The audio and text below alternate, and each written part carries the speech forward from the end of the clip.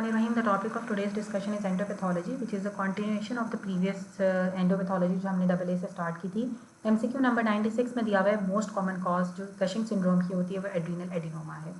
Diabetes insipidus के अंदर urine की ऑस्मोलैलिटी कम हो जाती है. डायबिटीज़ इंसिपिडस के अंदर बहुत ज़्यादा डाइल्यूट यूरिन प्रोड्यूस होता है तो यूरिन की ऑस्मोलैलिटी कम हो जाती है. डायबिटिक रेटिनोपैथी के अंदर आपकी वेसल्स इफेक्ट होती हैं तो सबसे ज़्यादा आर्टीरियोल इफेक्ट होता है. डायबिटिक रेटिनोपैथी सबसे ज़्यादा वेसल्स में आर्टीरियोल को अफेक्ट करती है. Anaplastic carcinoma of the thyroid gland की बहुत पुअर प्रोग्नोसिस होती है. वेरी पुअर प्रोग्नोसिस है anaplastic carcinoma of thyroid gland की. 100 MCQ दिया हुआ है कि एक पेशेंट था, उसको हेड पे ट्रॉमा हुआ और यूरिन की ऑस्मोलैलिटी उसकी डिक्रीज़ हो गई है. यूरिन ऑस्मोलैलिटी डिक्रीज़ होना और फिर हेड ट्रॉमा होना तो इसका मतलब है कि उसको डायबिटीज इंसिपिडस है क्योंकि यूरिन ऑस्मोलैलिटी कम हो रही है. और जब हेड ट्रॉमा होता है तो ये it is one of the cause of central diabetes insipidus. साथ उसको पॉलीयूरिया और पॉलीडिप्सिया डायबिटीज़ के साइन एंड सिम्टम्स हैं. एडीएच का जब हमने एनालॉग दिया तो यूरिन की ऑस्मोलैरिटी बेहतर हो गई. अगर आप एडीएच एनालॉग दो उससे यूरिन की ऑस्मोलैरिटी बेहतर हो जाए तो इसका मतलब है कि पेशेंट के कोई सेंट्रल मसला है, उसकी कोई पिट्यूटरी ग्लैंड में मसला है, क्योंकि हमने पढ़ा था कि जो पिट्यूटरी ग्लैंड होता है उसके पोस्टीरियर पिट्यूटरी से हमारे पास वेसोप्रेसिन एडीएच और ऑक्सीटोसिन की प्रोडक्शन होती है. तो जो एडीएच है आपने एडीएच का एनालॉग दिया और यूरिन की ऑस्मोलैरिटी अगर बेहतर हो गई है तो सेंट्रल डायबिटीज इंसिपिडस होगी. 101 MCQ यंग थीन लीन बॉय था. टेक्निक के साइंस से कैल्शियम उसका 6 है, नॉर्मल 8 से 9 होता है. यूरिन एक्सक्रीशन जो है वो कैल्शियम की वो 50 है. नॉर्मल जो होती है वो 24 से 300 के दरमियान में होती है. यूरिनरी कैल्शियम उसका नॉर्मल है लेकिन जो ब्लड के अंदर कैल्शियम लेवल्स हैं वो कम है. और यंग बॉय है, थीन लीन बॉय है तो कॉज होगी वाइटामिन डी की डेफिशिएंसी होगी. वाइटामिन डी की डेफिशिएंसी के अंदर सीरम कैल्शियम लेवल्स कम हो जाते हैं. विटामिन डी कैल्शियम और फॉस्फेट दोनों की एब्जॉर्प्शन कराता है किडनी से भी और हमारे इंटेस्टाइन से भी, और हमारे ब्लड के अंदर फॉस्फेट और कैल्शियम दोनों के लेवल्स को ज़्यादा कर देता है क्योंकि दोनों को एब्जॉर्ब कर रहे हैं. तो जब विटामिन डी की डेफिशिएंसी होगी तो कैल्शियम लेवल जो होते हैं ब्लड के अंदर वो कम हो जाते हैं लेकिन यूरिनरी कैल्शियम चेंज नहीं होता.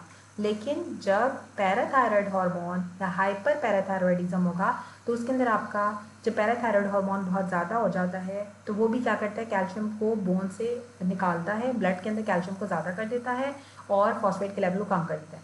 अब जब पैराथायरॉयड हार्मोन कम होगा तो आपकी यूरिन के अंदर जो कैल्शियम ज़्यादा हो जाता है और ब्लड के अंदर कैल्शियम कम हो जाता है.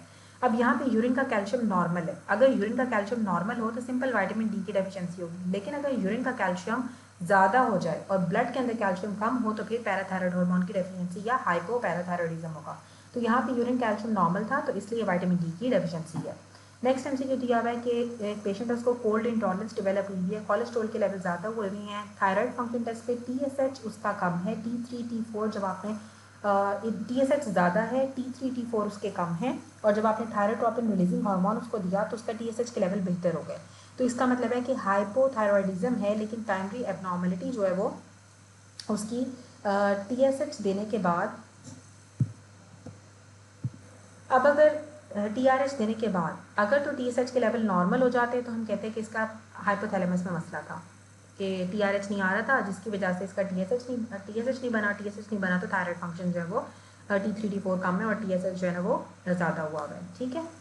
लेकिन अब क्या हुआ कि आपने TRH दिया, TRH थायरोट्रोपिन रिलीजिंग हार्मोन देने के बाद TSH का एग्जैजरेटेड एलिवेशन होगी कि TSH और भी ज़्यादा बढ़ गया TRH देने के बाद. तो प्रॉब्लम क्या है, थायराइड ग्लैंड की एबनॉर्मलिटी है. प्राइमरी एबनॉर्मलिटी थायराइड ग्लैंड के अंदर ही है कि थायराइड ग्लैंड T3 T4 नहीं बना पा रहा है लेकिन थायरोट्रोपिन रिलीजिंग हार्मोन उसके पास आ रहा है. ठीक है.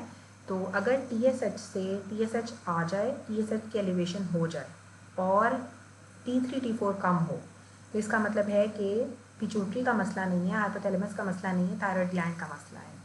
लेकिन अगर TRH देने से पेशेंट के अब TRH देने से अगर तो TSH थोड़ा बहुत बढ़ता है तो इसका मतलब है कि हाइपोथैलेमस का मसला था. लेकिन अगर TSH बहुत ज़्यादा एग्जैजरेटेड एलिवेशन हो जाती है तो इसका मतलब है कि थायराइड ग्लैंड में प्रॉब्लम है.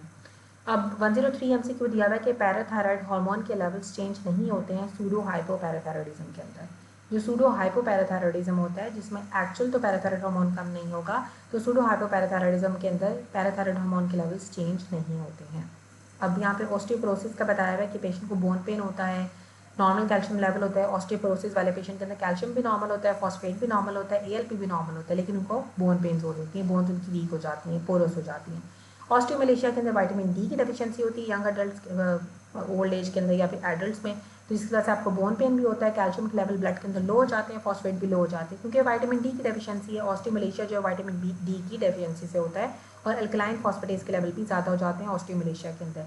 जो पेजेट्स डिजीज़ होती है, पेजेट्स डिजीज़ के अंदर भी बोन पेन होता है, लेकिन आपका सीरम कैल्शियम और फॉस्फेट नॉर्मल होगा, लेकिन अल्कलाइन फॉस्फेटेज के लेवल ज़्यादा होते हैं। तो पेजेट्स डिजीज़ को हम इस तरह से डिफरेंशिएट करते हैं ऑस्टियोपोरोसिस से। अगर तो एएलपी के लेवल ज़्यादा हो तो वो पेजेट्स डिजीज़ होगी, अगर एएलपी नॉर्मल है तो वो ऑस्टियोपोरोसिस होगा। बाकी कैल्शियम और फॉस्फेट ऑस्टियोपोरोसिस में भी नॉर्मल होते हैं और पेजेट्स डिजीज़ में भी नॉर्मल होते हैं। उसके बाद 104 में दिया था कि एक पेशेंट था, उसको एपिसोडिक हाइपरटेंशन है, हेडेक है, डायफोरेसिस है, पैल्पिटेशंस है, फियोक्रोमोसाइटोमा डायग्नोज हुआ। अब फियोक्रोमोसाइटोमा के अंदर क्या चीज़ ब्लड के अंदर कम होगी? अब कैटेकोलामीन्स के लेवल ज़्यादा हो जाते हैं फियोक्रोमोसाइटोमा के अंदर, क्योंकि जो फियोक्रोमोसाइटोमा होता है वो एड्रीनल मेडुला का ट्यूमर होता है और इसमें कैटेकोलामीन्स की प्रोडक्शन ज़्यादा हो जाती है। तो कैटेकोलामीन्स की प्रोडक्शन ज़्यादा हो रही है। अब क्या एक्सप्लेनेशन क्या है कि इसमें जो इंसुलिन के लेवल कम हो जाएंगे। इंसुलिन के लेवल क्यों कम हो जाते हैं? जो कैटेकोलामीन्स होती हैं वो इंक्रीज जो होता है वो क्या करता है, अल्फा 2 रिसेप्टर के ऊपर काम करता है। जो अल्फा 2 रिसेप्टर्स होते हैं वो इंसुलिन को कम कर देते हैं और ग्लूकोज को ज़्यादा कर देते हैं। कैटेकोलामीन्स अल्फा 2 रिसेप्टर के ऊपर काम करती है, अल्फा 2 रिसेप्टर्स इंसुलिन को कम कर देते हैं, ग्लूकोज को ज़्यादा कर देते हैं। तो फियोक्रोमोसाइटोमा के अंदर जो आप इंसुलिन होती है वो कम हो जाती है और हाइपरग्लाइसीमिया हो जाता है, पेशेंट के ग्लूकोज के लेवल ज़्यादा हो जाएंगे। अब 105 एमसीक्यू में दिया हुआ है कि एक पर्सन था, उसको जॉइंट पेन हो रहा है, रीनल स्टोन्स में है। तो रीनल स्टोन्स, एब्डोमिनल ग्रोन्स और ये सब हमने पढ़े थे कि हाइपरपैराथायरॉइडिज्म के अंदर होती हैं। साथ उसका parathyroid hormone related peptide normal है, फॉस्फेट के लेवल कम है और कैल्शियम लेवल ज़्यादा हुआ है ब्लड के अंदर, और माइक्रो हीमाचूरिया भी है। माइक्रो हीमाचूरिया इसलिए कि उसकी किडनीज डैमेज हो रही हैं, और कैल्शियम के लेवल इसलिए हाई हैं क्योंकि जो पैराथायरॉइड हार्मोन होता है वो ब्लड के अंदर कैल्शियम के लेवल्स को ज़्यादा करता है और फॉस्फेट के लेवल्स को कम करता है। एक्टोपिक थायराइड हार्मोन लेरिंग्स के स्क्वामस सेल कार्सिनोमा से प्रोड्यूस होता है। ये पैरान्यूप्लास्टिक सिंड्रोम है। जैसे कि जो small cell carcinoma of lung होता है ना, वो स्मोकिंग इसकी मोस्ट कॉमन कॉज होती है, मोस्ट एग्रेसिव होता है और एक्टोपिक एसीटीएच को प्रोड्यूस करता है, जिसकी वजह से आपको कशिंग सिंड्रोम डेवलप हो जाता है small cell carcinoma of the lung के अंदर, या फिर old cell carcinoma of the lung के अंदर भी हमने पढ़ा था कि एसीटीएच सिक्रीट होता है। और लेम्बार्ट-हिटन सिंड्रोम के अंदर भी जो है वो एक्टोपिक एसीटीएच सिक्रीट होता है। ठीक है, एक्टोपिक एसीटीएच जो होता है वो लेम्बार्ट-हिटन सिंड्रोम के अंदर भी होता है, ज़्यादा सिक्रीट होता है। कशिंग सिंड्रोम कराता है एक्टोपिक एसीटीएच, और जो है वो SIADH भी जो है वो डेवलप हो सकता है। ठीक है,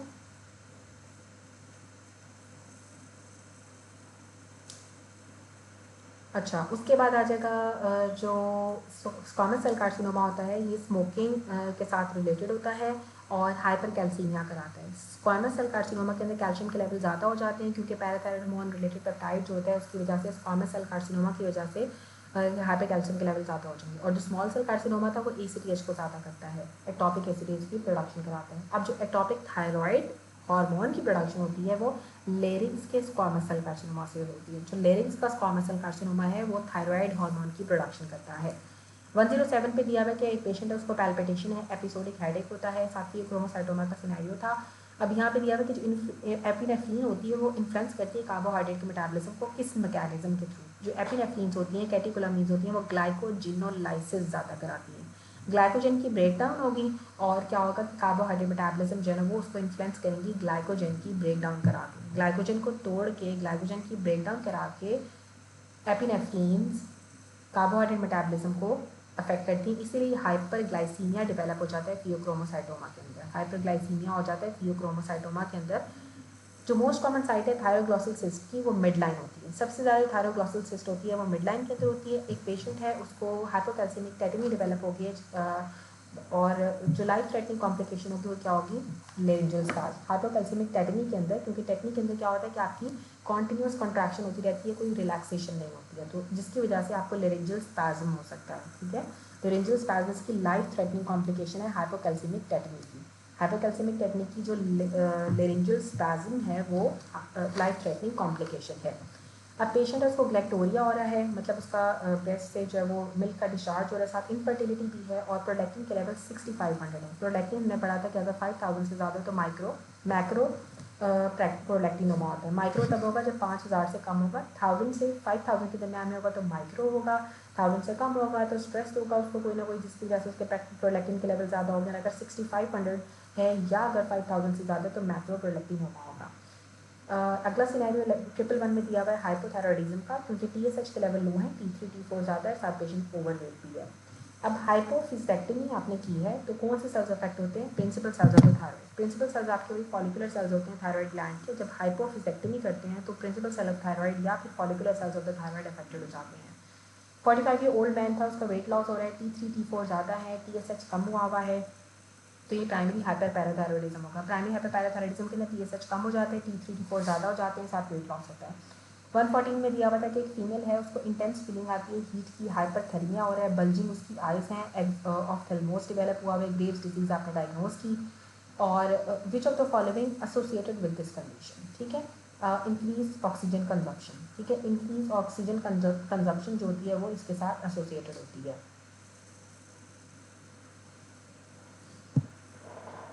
इंक्रीज ऑक्सीजन कंजप्शन जो है ना वो एसोसिएटेड है intense feeling of heat, hyperthermia और जो ग्रेव्स डिजीज के अंदर बल्जिंग आइज है। 115 पे दिया हुआ है कि CNS सिम्टम्स है, इंसुलिन उसकी ज़्यादा है, C पेप्टाइड ज़्यादा हुआ है, ग्लूकोज कम है, ठीक है। ग्लूकोज कम होना और C पेप्टाइड अगर ज़्यादा हो तो इसे हम इंसुलिनोमा कहते हैं, ठीक है। इंसुलिनोमा के अंदर C पेप्टाइड ज़्यादा हो जाता है, इंसुलिनोमा में C पेप्टाइड ज़्यादा हो जाता है। अब नेक्स्ट सिनेरियो दिया हुआ है कि एक वमन है, उसको प्रोट्रूडिंग जॉ है, स्वोलन हैंड्स एंड फीट हैं, साथ उसको हेडेक भी है। तो कौन सा एडिनोमा होगा? एसिडोफिलिक सेल्स का एडिनोमा होगा। एसिडोफिलिक सेल्स का जब एडिनोमा होता है तो पेशेंट को हेडेक होगा, फीट और हैंड उसके स्वॉल कर जाएंगे और जॉ प्रोड्यूट करेगा। बेसिकली ये होता है कि जो पिट्यूटरी ट्यूमर्स होते हैं ना वो ज़्यादातर बिनाइन एडिनोमास होते हैं, और 10% ऐसे होंगे कि जो इंट्राक्रेनियल ट्यूमर्स होंगे जिसकी वजह से पिट्यूटरी ट्यूमर्स डेवलप हो जाते हैं। अब पिट्यूटरी ट्यूमर्स को हमने साइज़ के हिसाब से डिवाइड करते हैं, या तो मैक्रो एडिनोमा हो सकता है या माइक्रो एडिनोमा होगा। अगर पिट्यूटरी का कोई ट्यूमर 1 सेंटीमीटर से कम का है तो उसे माइक्रो एडिनोमा कहते हैं, और अगर 1 सेंटीमीटर से ज़्यादा का हो पिट्यूटरी का ट्यूमर तो उसको मैक्रो एडिनोमा कहते हैं। हिस्टोलॉजी की बेस पे ना हमने 3 तरह के टाइप्स होती हैं पिट्यूटरी ट्यूमर्स की। एक क्रोमोफोब होती है जो कि 70% केसेस के अंदर होते हैं और ये प्रोलैक्टिन को सिक्रीट करते हैं। उसके बाद एसिडोफिलिक होते हैं जो कि ग्रोथ हार्मोन को सिक्रीट करते हैं, और उसके बाद बेजोफिलिक होते हैं जो कि ACTH को सिक्रीट करते हैं। अब ग्रोथ हार्मोन की सिक्रीशन की वजह से एसिडोफिलिक ट्यूमर होता है और ACTH की सिक्रीशन की वजह से बेजोफिलिक ट्यूमर होगा। और जो क्रोमोफोब्स होते हैं वो जो है वो प्रोलैक्टिन को सिक्रीट करते हैं, ठीक है। और जो एसिडोफिलिक होता है वो भी प्रोलैक्टिन को सिक्रीट करते हैं। तो एसिडोफिलिक जो होते हैं वो प्रोलैक्टिनोमा के अंदर भी ज़्यादा होते हैं, और एसिडोफिलिक जो होगा सेल्स को ग्रोथ हार्मोन की अगर एक्सेस होगी तो उसमें भी ज़्यादा होगी, और अगर ACTH की एक्सेस होगी तो फिर बेजोफिलिक सेल्स ज़्यादा हो जाते हैं। अब यहाँ पे ये दिया हुआ था कि उसके ग्रोथ हार्मोन की एक्सेस थी, तो जो ग्रोथ हार्मोन की एक्सेस होती है तो जिसकी वजह से उसके एसिडोफिलिक सेल्स ज़्यादा हो गए। एसिडोफिलिक सेल्स ज़्यादा हो जाते हैं जब ग्रोथ हार्मोन की एक्सेस होती है। अब यहाँ पे दिया हुआ है कि हीमोग्लोबिन है उसका HbA1c 6.8 है, और फास्टिंग ब्लड शुगर उसकी 141 है, तो उसको डायबिटीज़ है। हमें पता है कि जब 6.5 से ज़्यादा होती है ना आपकी HbA1c तो इसका मतलब है कि उसको डायबिटीज़ है। अब फास्टिंग ग्लूकोज भी आपकी 126 मिलीग्राम पर डेसीलीटर से कम होनी चाहिए, और या 7 मिलीमोल से कम होनी चाहिए। अगर 7 से कम हो या 126 से कम हो तो फिर तो हम इसे कहते हैं कि नॉर्मल है। लेकिन अगर 126 से ज़्यादा है फास्टिंग और 7 मिलीमोल से फास्टिंग ज़्यादा है तो डायबिटीज़ है। और इसी तरह से अगर तो 2 आवर्स के बाद ग्लूकोज लेवल अगर 200 से कम है या 11 मिलीमोल से कम है तो उसको डायबिटीज़ नहीं है। लेकिन अगर 11 से ज़्यादा है 2 आवर्स के बाद फास्टिंग ग्लूकोज, या 2 आवर्स के बाद उसकी जो रैंडम ग्लूकोज होती है 2 आवर्स OGTT टेस्ट जो हम करते हैं, ऑरल ग्लूकोज टॉलरेंस टेस्ट, अगर वो 200 से ज़्यादा है या 11.1 मिलीमोल से ज़्यादा है तो फिर उसको डायबिटीज़ है। 118 के अंदर दिया हुआ है कि 16 ईयर ओल्ड गर्ल थी, डायबिटीज़ थी, उसको लॉन्ग टर्म ग्लाइसेमिक कंट्रोल को चेक करने के लिए हम ग्लाइकोसाइलेटेड हीमोग्लोबिन टेस्ट कराते हैं।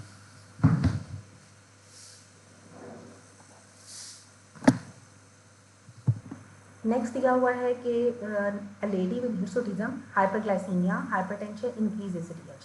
हिर्सुटिज्म है, ग्लूकोज के लेवल ज़्यादा हुए हैं, ब्लड प्रेशर भी ज़्यादा है, ACTH ज़्यादा है। जब ACTH ज़्यादा है तो इसका मतलब है कि कशिंग डिजीज़ है। कशिंग डिजीज़ के अंदर आपके ACTH के लेवल ज़्यादा हो जाते हैं। फॉलिकुलर कार्सिनोमा की कैरेक्टरिस्टिक है कि वो कैप्सूल को इन्वेट करता है। एक पेशेंट है उसको ब्लड प्रेशर उसका ज़्यादा हुआ है, विनाइल मेंडालिक एसिड यूरिन में मिल रहा है तो फियोक्रोमोसाइटोमा होगा। फियोक्रोमोसाइटोमा के अंदर कैटेकोलामीन्स के लेवल ज़्यादा हो जाते हैं, मेटानेफ्रीन्स के लेवल ज़्यादा हो जाते हैं, होमोवेनिलिक एसिड, विनाइल मेंडालिक एसिड यूरिन और प्लाज्मा के अंदर ज़्यादा हो जाते हैं। होमोवेनिलिक एसिड और विनाइल मेंडालिक एसिड यूरिन और प्लाज्मा में ज़्यादा हो जाते हैं, कैटेकोलामीन्स के लेवल ज़्यादा हो जाते हैं, मेटानेफ्रीन्स के लेवल ज़्यादा हो जाते हैं फियोक्रोमोसाइटोमा में। डायबिटिक पेशेंट है उसको डायबिटिक पेशेंट को एसिडोसिस डेवलप होगी क्योंकि बाइकार्बोनेट के लेवल कम हो जाते हैं। डायबिटीज़ वाले पेशेंट्स के अंदर जो होती है वो बाइकार्बोनेट के कम हो जाने की वजह से उनको एसिडोसिस डेवलप होती है, क्योंकि डायबिटीज़ के अंदर जो एसिडोसिस होती है ना वो मेटाबॉलिक एसिडोसिस होती है, क्योंकि डायबिटीज़ एक मेटाबॉलिक डिजीज़ है। तो बाइकार्बोनेट के लेवल कम हो जाने की वजह से डायबिटीज़ वाले पेशेंट्स के अंदर एसिडोसिस डेवलप हो जाती है। जाइगैंटिज्म के अंदर डिसप्रोपोर्शनेट ग्रोथ होती है टिश्यूज़ की, कि जाइगैंटिज्म के अंदर जो ग्रोथ तो होगी टिश्यूज़ की लेकिन डिसप्रोपोर्शनेट होती है, डिसप्रोपोर्शनेट ग्रोथ ऑफ टिश्यूज़ होती है जाइगैंटिज्म के अंदर। मेटाबॉलिक एसिडोसिस थी, पेशेंट को डायबिटीज़ है तो उसकी पीएच कम होगी, ऑब्वियसली एसिडोसिस है बता रही है कि इसमें पीएच कम होगी।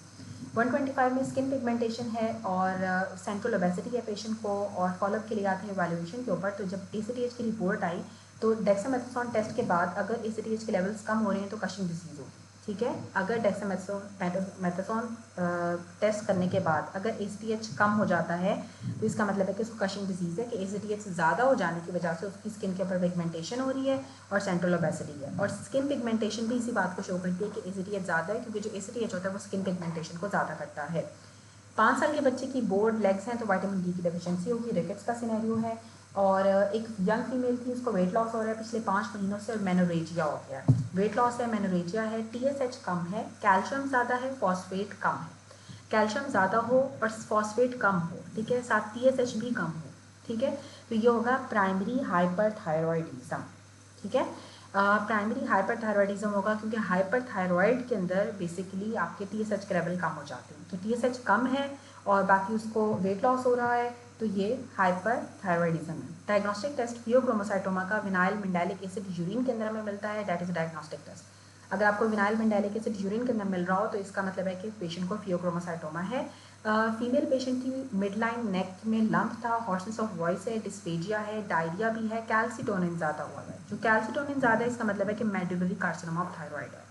आईलिड की पैथोलॉजी या आइज की पैथोलॉजी ग्रीव्स डिजीज़ के अंदर होती है। कार्सिनोमा ऑफ थायराइड सबसे ज़्यादा कॉमन पैराथायराइड कार्सिनोमा होता है, जो कि स्लो ग्रोइंग होता है। हमने पढ़ा था कि रेडिएशन की वजह से होता है, इसमें ऑर्फन एनियाई न्यूक्लियस होता है, एक्सीलेंट प्रोग्नोसिस होती है और रेडिएशन की वजह से होगा, और बहुत अच्छा रिस्पॉन्ड करता है और लिम्फ के थ्रू ये स्प्रेड करता है, लिम्फेटिक्स के थ्रू स्प्रेड करता है। टर्शरी हाइपर पैराथायराइडिज्म में क्या होता है? टर्शरी हाइपर पैराथायराइडिज्म के अंदर आपका कैल्शियम लेवल भी ज़्यादा हो जाता है और फॉस्फेट लेवल भी ज़्यादा हो जाता है, ठीक है। टर्शरी जो होता है ना वो हमारे पास हाइपर पैराथायराइडिज्म के अंदर कैल्शियम लेवल भी ज़्यादा हो जाता है और फॉस्फेट के लेवल्स भी ज़्यादा हो जाते हैं।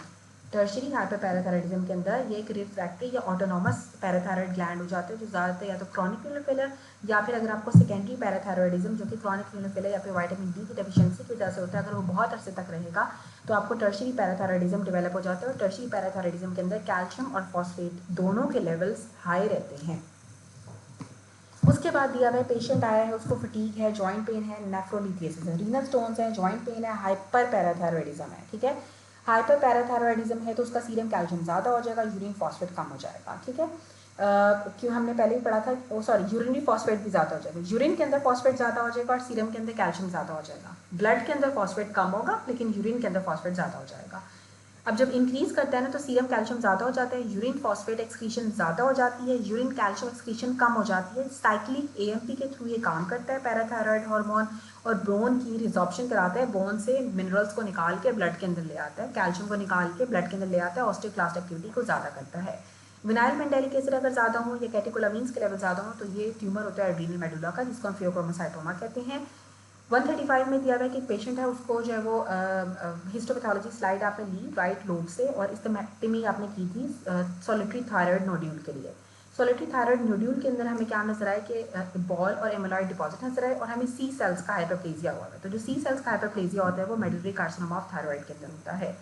फ्रैक्चर हुआ है आर्म का, टेटनी आपने जब आपने ब्लड प्रेशर चेक किया तो आर्म का फ्रैक्चर हुआ है बॉय को, ठीक है, और टेटनी डेवलप हो गई है ब्लड प्रेशर चेक करने के ऊपर। सीरम कैल्शियम कम है लेकिन नॉर्मल है यूरिन कैल्शियम। अगर तो यूरिन कैल्शियम हमने पहले भी पढ़ा कि अगर तो यूरिन का कैल्शियम नॉर्मल हो तो विटामिन डी की डेफिशिएंसी होगी, लेकिन अगर यूरिन के अंदर कैल्शियम ज़्यादा हो जाए तो फिर हम कहते हैं पैराथायराइड हार्मोन की डेफिशिएंसी है, ठीक है। तो इसमें यूरिन कैल्शियम नॉर्मल है, सीरम कैल्शियम कम हुआ है तो विटामिन डी की डेफिशिएंसी है। 137 में दिया हुआ है कि स्वेलिंग है नेक के अंदर और बायलैटरल एक्सोफ्थेल्मोस है और एंटी थायराइड एंटीबॉडीज पॉजिटिव है। Anti thyroid antibodies Graves disease में पॉजिटिव होती हैं।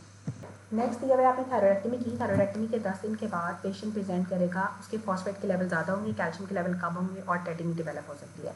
क्योंकि थायरॉइडेक्टमी के बाद हो सकता है कि उसके जब सी सेल्स डैमेज हो गए, कैल्सिटोनिन नहीं होगा, तो पैराथायरॉइड ग्लैंड भी चला गया है, तो उसके फॉस्फेट के लेवल ज़्यादा हो जाएंगे, ठीक है, और कैल्शियम सीरम के अंदर कम हो जाएगा और पेशेंट को टेटनी भी डेवलप हो सकती है।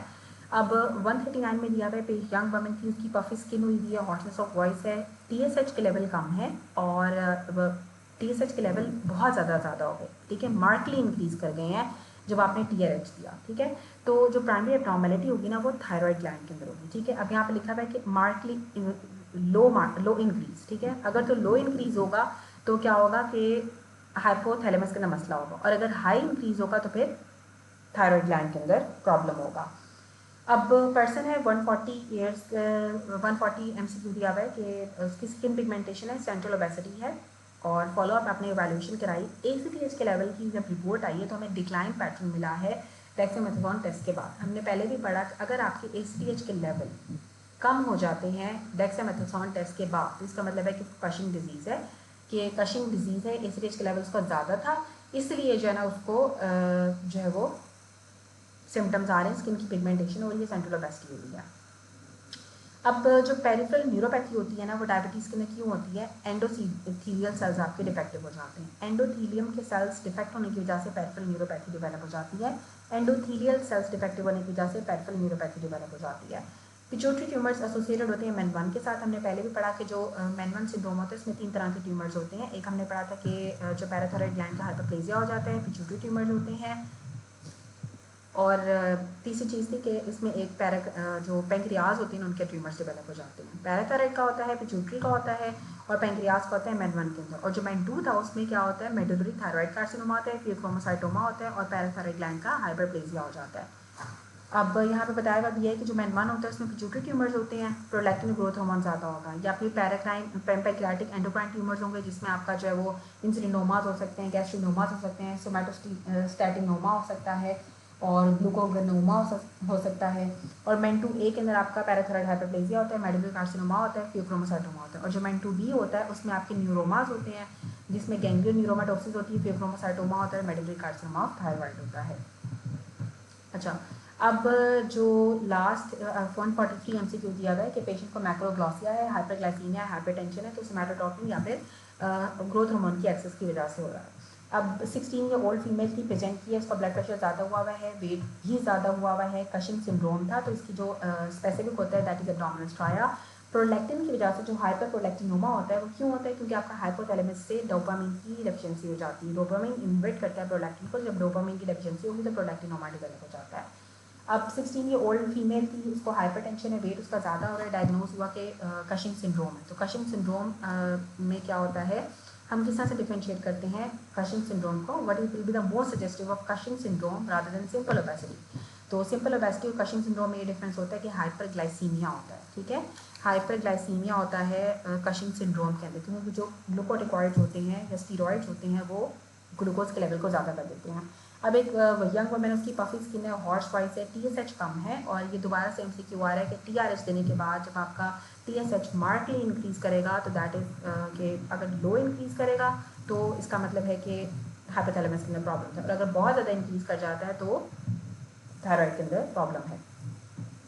अब एक यंग मैन है, उसको कोई रिएक्शन नहीं हो रही है और गायनेकोमेस्टिया है, तो क्या हो गया? प्रोलैक्टिन उसका ज़्यादा हो गया, क्योंकि जो प्रोलैक्टिन होता है ना वो गायनेकोमेस्टिया करता है, हमारे ब्रेस्ट के लोब्यूल्स की फॉर्मेशन कराता है, उसको रिएक्शन नहीं होगी, लिबिडो को कम कर देगा, रिएक्शन नहीं होगी, और गायनेकोमेस्टिया कराता है प्रोलैक्टिन, इरेक्शन नहीं होती है और गायनेकोमेस्टिया कराता है। 149 में दिया था कि सीरम प्रोलैक्टिन उसका 6000 हुआ है तो मैक्रोप्रोलैक्टिनोमा होगा, सिंपल। और 150 में दिया गया कि थायमोमा है, बायलैटरल टोसिस है, प्रॉक्सिमल मसल वीकनेस है, तो माइस्थीनिया ग्रेविस का सिनेरियो है। इसमें स्टाइल कोलिन रिसेप्टर एंटीबॉडीज जो होती हैं वो हमें डायग्नोसिस में हेल्प करती हैं। तो स्टाइल कोलिन के जो रिसेप्टर्स होते हैं उनके अगेंस्ट एंटीबॉडीज बन जाती हैं जो कि ऑटो एंटीबॉडीज होती हैं। स्टीरॉयड अगर एक पर्सन 7 सालों से ले रहा है और अब वो टूथ एक्सट्रैक्शन के लिए आए तो सबसे पहले आपने उसका हाइपरग्लाइसीमिया सेटल करना होता है, हाइपरग्लाइसीमिया आप ट्रीट करोगे। प्रोपाइल थायोरेसिल को हम ग्रेव्स डिजीज इन प्रेगनेंसी या थायरोटॉक्सिकोसिस के अंदर देते हैं। ग्रेव्स डिजीज प्रेगनेंसी के अंदर होगी तो प्रेगनेंसी में हम प्रोपाइल थायोरेसिल को यूज़ करते हैं। 5th मंथ ऑफ प्रेगनेंसी के अंदर हम मेथोमोजोल को यूज़ करेंगे। 1st मंथ के अंदर हम यूज़ करते हैं प्रोपाइल थायोरेसिल को। 5th मंथ के अंदर या 2nd 3rd ट्राइमेस्टर के अंदर मेथोमोजोल को यूज़ करते हैं। जो मेडुलरी कार्सिनोमा ऑफ थायराइड होता है वो लिम्फ के थ्रू स्प्रेड करता है, जो पेपिलरी कार्सिनोमा था वो भी लिम्फ के थ्रू स्प्रेड कर रहा था, जो फॉलिकुलर कार्सिनोमा होता है वो वेसल्स के थ्रू या फिर ब्लड के थ्रू स्प्रेड करता है। फॉलिकुलर कार्सिनोमा की वैस्कुलर इन्वेजन होती है। हम किस तरह से डिफरेंशिएट करेंगे सिंपल ओबेसिटी को और कशिंग सिंड्रोम को? आप 24 और यूरिनरी कॉर्टिसोल कराओगे, और हमने पहले पढ़ा था कि हाइपरग्लाइसीमिया से भी हम डिफरेंशिएट कर सकते हैं सिंपल ओबेसिटी और कशिंग सिंड्रोम को, और यूरिनरी कॉर्टिसोल कराएंगे सिंपल ओबेसिटी और कशिंग सिंड्रोम के अंदर। टर्शरी हाइपरपैराथायरॉयडिज्म के अंदर कैल्शियम और पैराथॉर्मोन या पैराथायरॉइड हार्मोन दोनों ज़्यादा हो जाते हैं, और पेशेंट है उसको जॉइंट पेन हो रहा है, किडनी स्टोन्स हैं, हाइपर पैराथायरॉयडिज्म डायग्नोज था, तो सीरम कैल्शियम के लेवल ज़्यादा हो जाएंगे और यूरिन के अंदर फॉस्फेट के लेवल भी ज़्यादा हो जाएंगे। अब एडिसन डिजीज़ में क्या होता है, पेशेंट को पेट में दर्द होगा, सोडियम उसका 130 हुआ हुआ है, मतलब सोडियम उसका कम हुआ हुआ है, पोटाशियम उसका ज़्यादा हुआ हुआ है, और पिगमेंटेशन आपको मिलती है। एडिसन डिजीज़ के अंदर बॉडी के ऊपर पिगमेंटेशन हो जाती है। एडिसन डिजीज़ में बेसिकली जो एड्रिनल कॉर्टेक्स होता है उसकी डिस्ट्रक्शन हो जाती है, जो आपके कॉर्टिसोल होता है वो कम हो जाएगा, ग्लूकोज के लेवल भी कम हो जाते हैं, मिनरलोकॉर्टिकॉइड्स भी कम हो जाते हैं, तो आपके एल्डोस्टेरोन की भी डेफिशिएंसी हो जाएगी। ब्लड प्रेशर पेशेंट का लो हो जाता है, पोटाशियम ज़्यादा हो जाता है, सोडियम इसमें कम हो जाता है। ठीक है, सोडियम इसलिए कम हो जाएगा क्योंकि एल्डोस्टेरोन की डेफिशिएंसी हो गई है, तो सोडियम कम हो जाएगा, पोटाशियम ज़्यादा हो जाता है, स्किन के ऊपर हमें पिगमेंटेशन मिलती है, और पेशेंट को एब्डोमिनल पेन भी होगा। ठीक है, पेशेंट को एब्डोमिनल पेन होगा, हाइपोनेट्रीमिया होता है, इसमें हाइपरकेलीमिया डेवलप हो जाता है, और जो एडिसन डिजीज़ होती है इसमें न्यूट्रोफिल्स हमने पढ़े थे कि कम हो जाते हैं, लिम्फोसाइट्स इओसिनोफिल्स ज़्यादा हो जाती हैं, और एसीटीएच भी ज़्यादा हो जाता है, इओसिनोफिलिया होता है एडिसन डिजीज़ के अंदर। जो पॉलीसिस्टिक ओवेरियन सिंड्रोम के अंदर what causes the increase in androgens, LH की वजह से, पीसीओएस के अंदर एलएच की वजह से और इंसुलिन की वजह से एंड्रोजेंस ज़्यादा हो जाते हैं। एंड्रोजेंस क्यों ज़्यादा होते हैं? ल्यूटिनाइजिंग हार्मोन की वजह से और इंसुलिन की वजह से पीसीओएस के अंदर ज़्यादा हो जाते हैं। अब प्लाज्मा कैल्शियम इंक्रीज़ कर गया है, इंक्रीज प्लाज्मा कैल्शियम, जब आपका पैराथायरॉइड हार्मोन ज़्यादा हो जाएगा तो आपके सीरम के अंदर भी कैल्शियम के लेवल ज़्यादा हो जाते हैं। अब 68 की ओल्ड वमन थी, पुअर डाइट्स की हैबिट्स हैं, सेडेंटरी लाइफस्टाइल है, फ्रैक्चर हो गया है फीमर ऑफ द नेक का, मोस्ट सुटेबल कॉज क्या होगी? पोस्ट म्यूनोपॉजल एस्ट्रोजन डेफिशिएंसी, क्योंकि 68 ईयर ओल्ड है तो उसके डाइटरी हैबिट्स भी बुरी हैं, सेडेंटरी लाइफस्टाइल है, तो एस्ट्रोजन की डेफिशिएंसी की वजह से उसको जो है डेवलप हो गई है, फ्रैक्चर डेवलप हो गया है। पॉलीसिस्टिक ओवेरियन सिंड्रोम के अंदर इंसुलिन ज़्यादा हो जाती है, इंसुलिन ज़्यादा हो जाती है इसलिए हमने कहा कि डायबिटीज़ डेवलप हो जाती है, इंसुलिन रेजिस्टेंस डेवलप हो जाती है, इंसुलिन इंक्रीज कर जाती है पॉलीसिस्टिक ओवेरियन सिंड्रोम के अंदर, और इंसुलिन के ज़्यादा हो जाने की वजह से ये ल्यूटिनाइजिंग हार्मोन ज़्यादा हो जाने की वजह से एंड्रोजन्स की प्रोडक्शन ज़्यादा होती है पॉलीसिस्टिक ओवेरियन सिंड्रोम के अंदर। अब पेशेंट है उसको हाइपरटेंशन है, पैल्पिटेशन है, साथ हेडेक है, तो फिनाइल मेंडेलिक एसिड यूरिन में हमें ज़्यादा मिलेगा। हाइपरटेंशन, पैल्पिटेशन, हेडेक फियोक्रोमोसाइटोमा के अंदर होती है। कैल्शियम फॉस्फेट के लेवल ज़्यादा हो गई हैं, कैल्शियम को भी ज़्यादा करता है, फॉस्फेट के लेवल्स को भी ज़्यादा करता है विटामिन डी। अगर विटामिन डी ज़्यादा हो जाएगा तो कैल्शियम और फॉस्फेट दोनों के लेवल ज़्यादा हो जाते हैं, क्योंकि विटामिन डी कैल्शियम और फॉस्फेट को एब्जॉर्ब कराता है हमारी किडनी से और गट से। मल्टीनोड्यूलर गॉइटर के अंदर फ्लक्चुएटिंग टीएसएच लेवल्स होते हैं, कभी ज़्यादा कभी कम होते हैं, इसलिए मल्टीनोड्यूल्स बन जाते हैं मल्टीनोड्यूलर गॉइटर में। ब्लड प्रेशर इंक्रीज कर दिया, व्हाट टू चेक? ठीक है, अगर 50 मेल्स का इंक्रीज ब्लड प्रेशर है तो इसमें हम मेटानेफ्रीन्स के लेवल्स को चेक करेंगे, कैटेकोलामीन से मेटानेफ्रीन के लेवल्स को चेक करेंगे, क्योंकि फियोक्रोमोसाइटोमा के अंदर मेटानेफ्रीन्स और कैटेकोलामीन्स ज़्यादा हो जाती हैं। फीमेल पेशेंट थी, उसकी मेंस्ट्रुअल ब्लीडिंग ज़्यादा हो रही है, उसको एंडोमीट्रियम का हाइपरप्लेजिया हो गया, तो एस्ट्रोजन का ज़्यादा एस्ट्रोजन एक्सेस की वजह से एंडोमीट्रियम का हाइपरप्लेजिया हो जाता है और मेनोरेजिया होता है, मेंस्ट्रुअल ब्लीडिंग बहुत ज़्यादा हो जाती है। प्राइमरी एड्रीनल इनसफिशिएंसी या कौन सिंड्रोम के अंदर हाइपरकेलीमिया डेवलप हो जाता है? स्किज़ोफ्रेनिया वाला पेशेंट था, प्रोलैक्टिन का 1000 से ज़्यादा है तो माइक्रोप्रोलैक्टिनोमा होगा।